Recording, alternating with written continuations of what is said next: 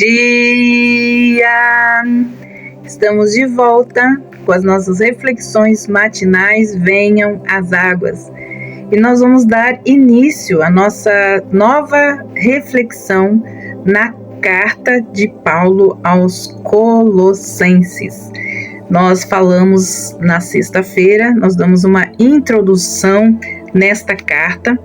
Uma das coisas assim mais lindas e maravilhosas dessa carta é que ela mostra para nós as glórias da pessoa e também a obra do nosso Senhor Jesus Cristo. Ela é uma carta extraordinária e nós vamos então falar nesse primeiro capítulo sobre a doutrina da preeminência de Cristo e nós vamos trazer então o início à saudação de Paulo, graça e paz. Capítulo 1, versículo 1 e 2 diz assim: Paulo, o apóstolo de Cristo Jesus, pela vontade de Deus, e ao irmão Timóteo, aos santos e fiéis irmãos em Cristo que estão em Colossos, que a graça e a paz de Deus, nosso Pai, esteja com vocês. Temos aqui então esta saudação. Na época em que o Novo Testamento foi escrito, era costume então começar uma carta com o nome do escritor. Assim então o apóstolo Paulo se apresenta como o apóstolo de Cristo Jesus por vontade de Deus. O apóstolo era alguém enviado como mensageiro especial de Cristo. Paulo aqui então ele acredita o apostolado à vontade de Deus. Não se tratava de uma atividade que ele escolhera para si ou para a qual recebera treinamento humano.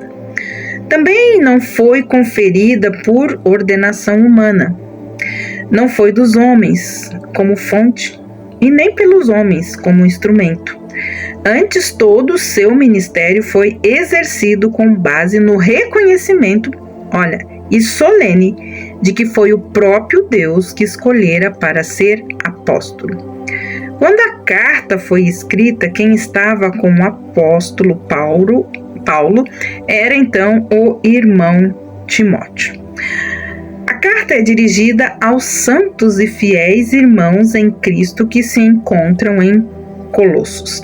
Temos aqui então dois dos mais belos títulos conferidos aos cristãos no Novo Testamento. Primeiro, santos. Segundo, fiéis irmãos. Santos, como já sabemos, significa que somos separados do mundo para Deus e que por isso devem viver então uma vida santa. Então aqui santo, a posição. Foi o que Cristo fez. Todos aqueles que receberam Jesus como Senhor e Salvador das suas vidas, entraram na vida de Cristo e Cristo entrou na sua vida.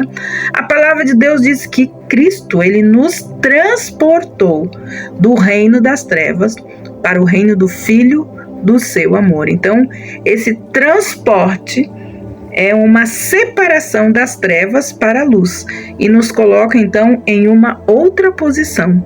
Santos, ou seja, separados. Fiéis irmãos já indica que são filhos do mesmo Pai. Pela fé no nosso Senhor Jesus, então somos todos irmãos e irmãs de Jesus. Em outra seção do Novo Testamento, os cristãos também são chamados de discípulos e crentes, como a gente já sabe. E aqui tem algo muito importante também, e ele fala santos e fiéis irmãos em Cristo.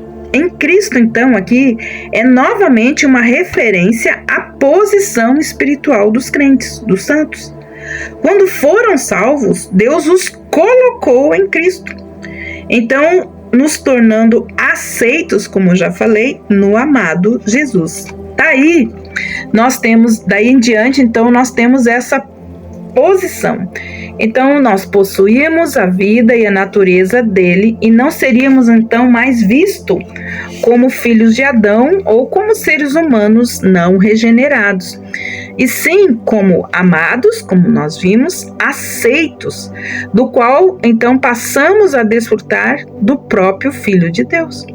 A expressão, então, em Cristo contém muito mais intimidade, ela contém a aceitação e a segurança que a mente humana não pode compreender, como diz o apóstolo Paulo. Mentes carnais não podem compreender aquilo que Deus fez em Cristo pelo seu Espírito.